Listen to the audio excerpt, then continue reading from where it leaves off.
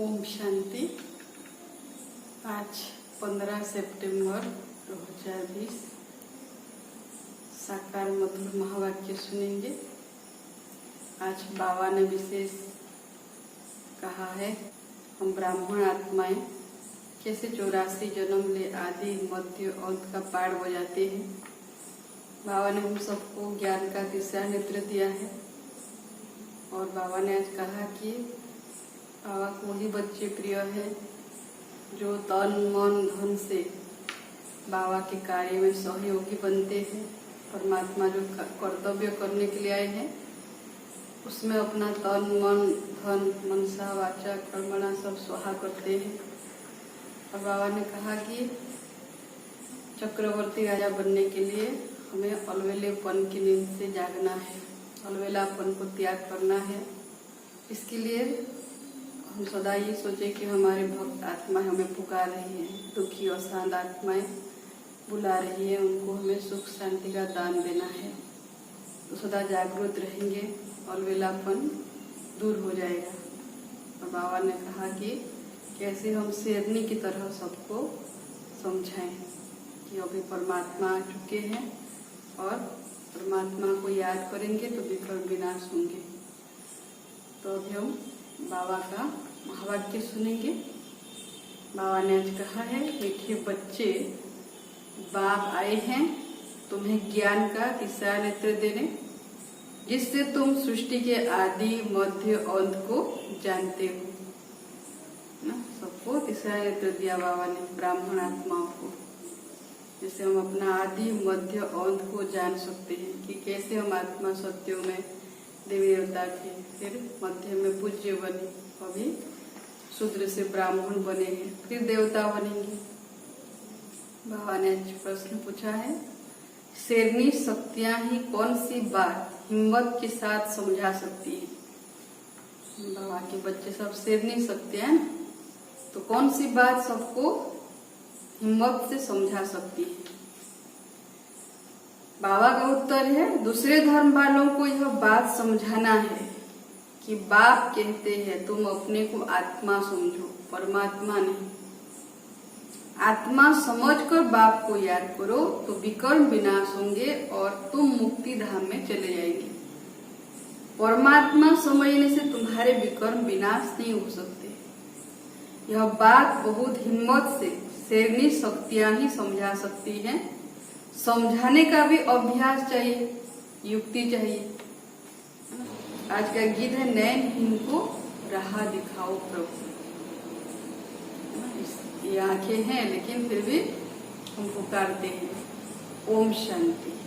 बच्चे अनुभव कर रहे हैं, रूहानी याद की यात्रा में कठिनाई देखने में आती है। भक्ति मार्ग में दर दर ठोकरें खानी ही होती है।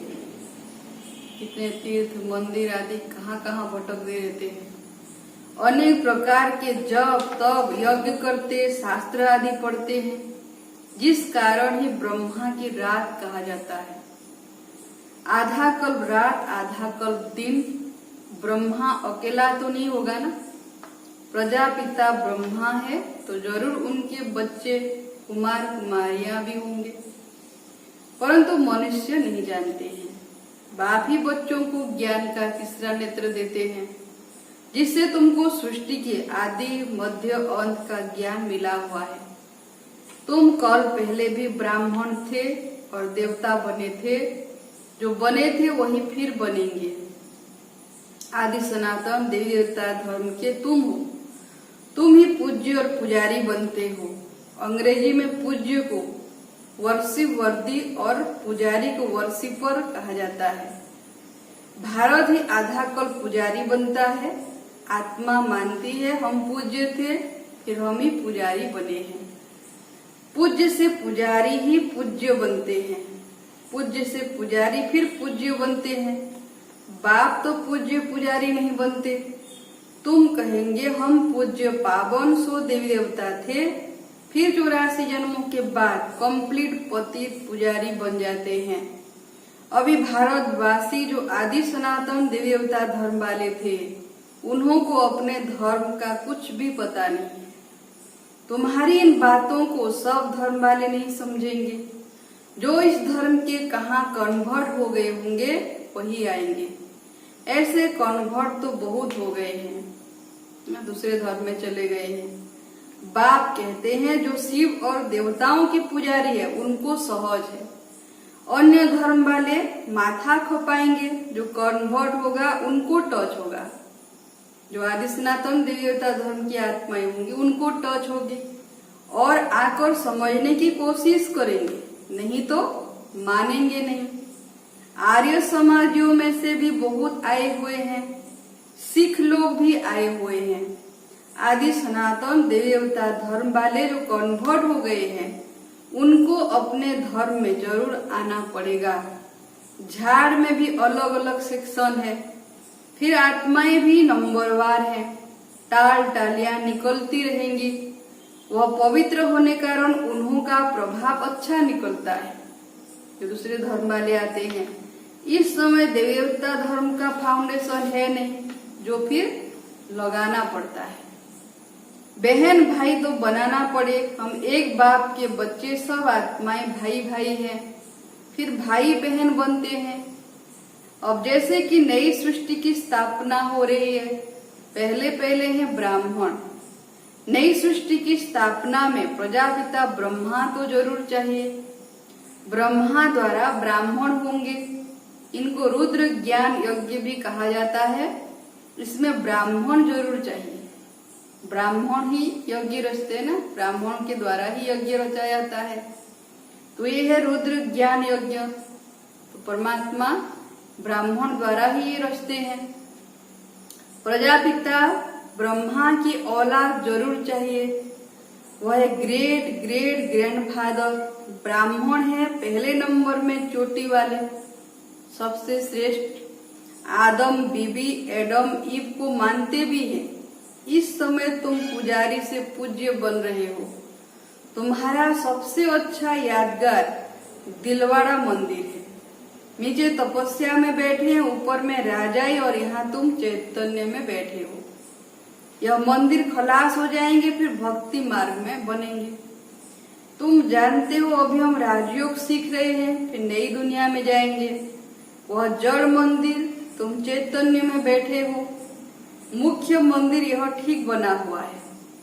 स्वर्ग को नहीं तो कहाँ दिखाए, इसीलिए छत में स्वर्ग को दिखाया है। इस पर बहुत अच्छा समझा सकते हो। बोलो भारत ही स्वर्ग था, फिर अब भारत नर्क है। इस धर्म वाले झट समझेंगे। हिंदुओं में भी देखेंगे तो अनेक प्रकार के धर्मों में जाकर पड़े हैं। तुमको बहुत मेहनत करनी पड़ती है निकालने में। बाबा ने समझाया है, अपने को आत्मा समझ मामेकम याद करो बस, और कुछ बात ही नहीं करना चाहिए। जिनका अभ्यास नहीं उनको तो बात करनी भी नहीं चाहिए, नहीं तो बीके का नाम बदनाम कर देते हैं। अगर दूसरे धर्म वाले हैं तो समझाना चाहिए कि यदि तुम मुक्तिधाम में जाना चाहते हो तो अपने को आत्मा समझो, बाप को याद करो। अपने को परमात्मा नहीं समझो, अपने को आत्मा समझ बाप को याद करेंगे तो तुम्हारे जन्म जन्मांतर के पाप कट जाएंगे और मुक्ति धाम में चले जाएंगे। तुम्हारे लिए मनमना भव का मंत्र ही वश है, परंतु बात करने की हिम्मत चाहिए। शेरनी शक्तियां ही सर्विस कर सकती हैं। सन्यासी लोग बाहर में जाकर विलायत वालों को ले आते हैं कि चलो तुमको स्पिरिचुअल नॉलेज देवे, और वह बाप को तो जानते ही नहीं, ब्रह्म को भगवान समझ कह देते इसको याद करो, बस यह मंत्र दे देते हैं, जैसे किसी चिड़िया को अपने पिंजड़े में डाल देते हैं। तो ऐसे ऐसे समझाने में भी टाइम लगता है। बाबा ने कहा था हर एक चित्र के ऊपर लिखा हुआ हो शिव भगवान वाच। तुम जानते हो इस दुनिया में धनी बिगर सब निधन के हैं, सभी अनाथ हैं, क्योंकि अपने पिता परमात्मा को नहीं जानते। प्रदर्शनी के चित्र में लिख दो ऊपर शिव भगवान वाच, तो लोग समझेंगे। पुकारते हैं तुम मात पिता हम बालक तेरे, अच्छा, उनका अर्थ क्या है नहीं जानते, ऐसे ही बोलते रहते तुम्हारी कृपा से सुख घने रे। और बाप तुमको स्वर्ग के सुख के लिए पढ़ा रहे हैं, जिसके लिए तुम पुरुषार्थ कर रहे हो। जो करेगा वह पाएगा। इस समय तो सब पतित है, पावन दुनिया तो एक स्वर्ग ही है। यहाँ कोई भी सतो प्रधान हो न सके। सत्युग में जो सतो प्रधान थे वही तमो प्रधान पतित बन जाते हैं। क्राइस्ट के पिछाड़ी जो उनके धर्म वाले हैं वह तो पहले सतो प्रधान होंगे ना। जब लाखों की अंदाज में होते हो तब लश्कर तैयार होता है लड़कर बादशाही लेने। उनको सुख भी कम तो दुख भी कम, जो क्रिश्चियन धर्म वाले हैं। तुम्हारे जैसा सुख तो किसको मिल न सके। जो आदि सनातन देवी देवता धर्म वाले हैं, बाबा जी तुम तो 3 भाग सुख भोगते हो, सतयुग, त्रेता, द्वापर, और दुख भी तुम्हें अंत में मिलता है, कलयुग अंत में। इसलिए बाबा कहते तुम्हारे जैसा सुख तो किसी को भी मिल न सके। तुम अभी तैयार हो रहे हो सुख धाम में आने के लिए। बाकी सब धर्म कोई स्वर्ग में थोड़ी आते हैं। भारत जब स्वर्ग था तो उन जैसा पावन खंड कोई होता नहीं। जब बाप आते हैं तभी ईश्वरीय राज्य स्थापन होता है। वहाँ लड़ाई आदि की बात नहीं, लड़ना झगड़ना तो बहुत पीछे शुरू होता है। भारतवासी इतना नहीं लड़े हैं, थोड़े आपस में लड़कर अलग हो गए हैं। द्वापर में 1-2 पर चढ़ाई करते हैं, राजाएं आपस में चढ़ाई करते हैं राज्य बढ़ाने के लिए। यह चित्र आदि बनाने में भी बड़ी बुद्धि चाहिए। यह भी लिखना चाहिए कि भारत जो स्वर्ग था सो फिर नर्क जैसा कैसे बना है, आकर समझो। भारत सदगति में था, अब दुर्गति में है। जब सतयुग त्रेता था, स्वर्ग था तो सदगति में थे, अभी दुर्गति में आए हैं रावण की मत पर चलकर। अब सदगति को पाने के लिए बाप ही नॉलेज देते हैं। सत्य बाप सत्य ज्ञान देते हैं, जिस सत्य ज्ञान से हम सदगति पाते हैं। मनुष्यों में यह रूहानी नॉलेज होती नहीं, यह होती है परमपिता परमात्मा में। परमात्मा ही आकर हमें रूहानी ज्ञान देते हैं।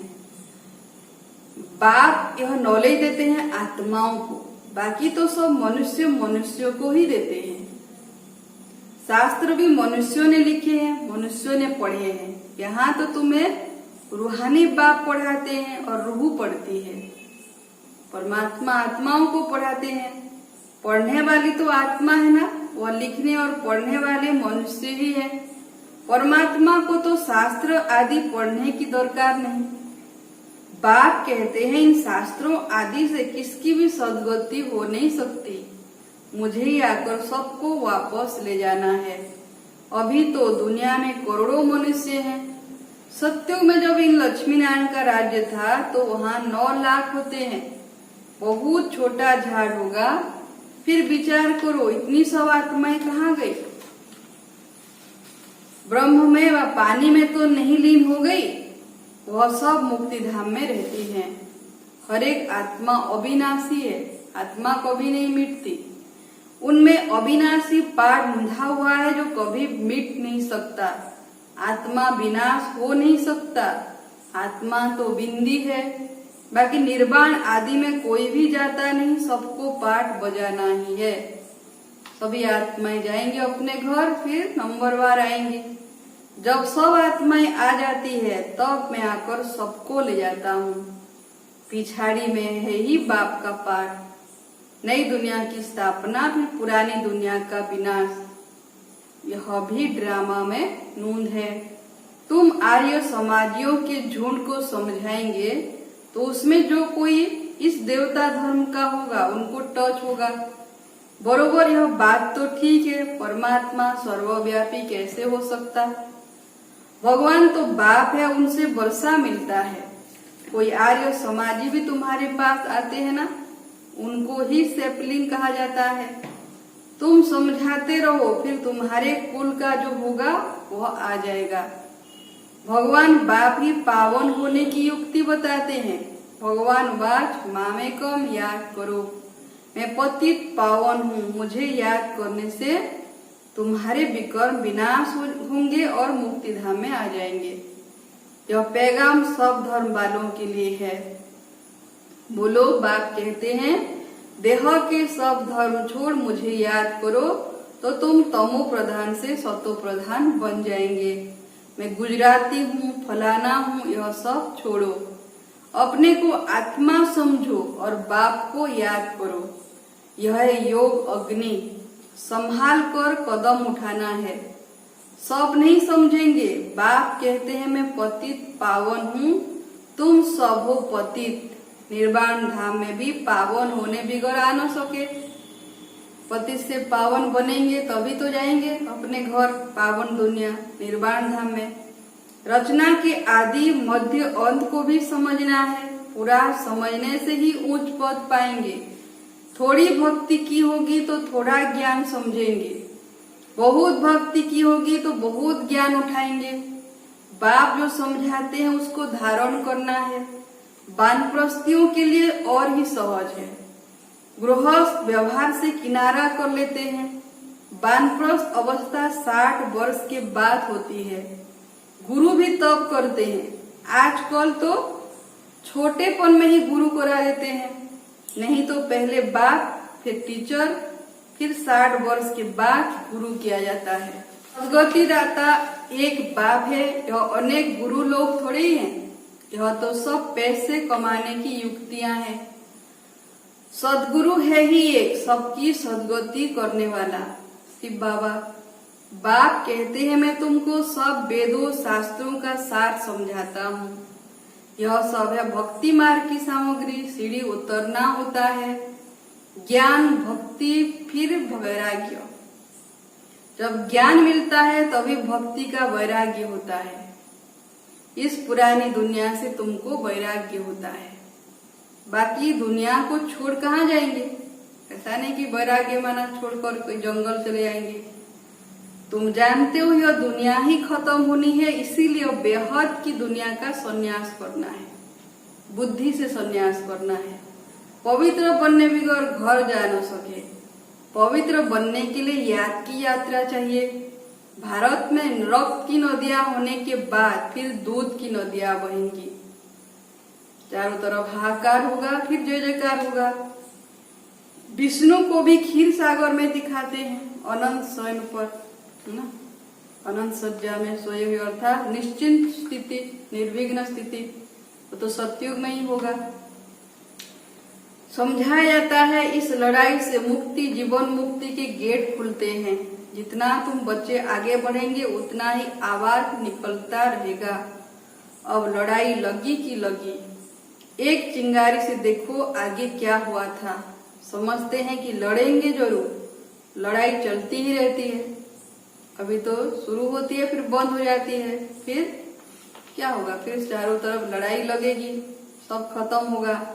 एक दो के मददगार बनते रहते हैं। तुमको भी नई दुनिया चाहिए तो पुरानी दुनिया जरूर खत्म होनी चाहिए। अच्छा, मीठे मीठे सिकिलधे बच्चों प्रति माता पिता बाप दादा का याद प्यार और गुड मॉर्निंग। रूहानी बाप की रूहानी बच्चों को नमस्ते। हम रूहानी बच्चों का भी रूहानी माता पिता बाप दादा को याद प्यार, गुड मॉर्निंग, नमस्ते नमस्ते नमस्ते। आज धारणा है मुख्य पॉइंट मुरली का, यह पुरानी दुनिया खत्म होनी है, इसलिए इस दुनिया का संन्यास करना है। दुनिया को छोड़कर कहाँ जाना नहीं है, लेकिन इसे बुद्धि से भूलना है, बुद्धि से संन्यास करना है। दूसरा पॉइंट है निर्वाण धाम में जाने के लिए पूरा पावन बनना है। रचना के आदि मध्य अंत को पूरा समझकर नई दुनिया में ऊंच पद पाना है। बाबा ने वरदान दिया, अलवेलेपन की नींद को तलाक देने वाली निद्राजित चक्रवर्ती भव। अलवेलेपन की नींद को तलाक देने वाले निद्राजित चक्रवर्ती भव। विस्तार है साक्षात्कार मुराद बन। भक्तों को साक्षात्कार कराने के लिए अथवा चक्रवर्ती बनने के लिए निद्राजित बनो। जब विनाश काल भूलता है तब अलवेलेपन की नींद आती है। भक्तों की पुकार सुनो, दुखी आत्माओं के दुख की पुकार सुनो, प्यासी आत्माओं की प्रार्थना की आवाज सुनो, तो कभी भी अलवेलेपन की नींद नहीं आएगी। तो अब सदा जागती ज्योत बन अलवेलेपन की नींद को तलाक दो और साक्षात्कार मूर्त बनो। स्लोगन है तन मन धन, मन वाणी कर्म किसी भी प्रकार से बाप के कर्तव्य में सहयोगी बनो तो सहज योगी बन जाएंगे। सहयोगी ही सहज योगी बनते हैं। अच्छा, ओम शांति।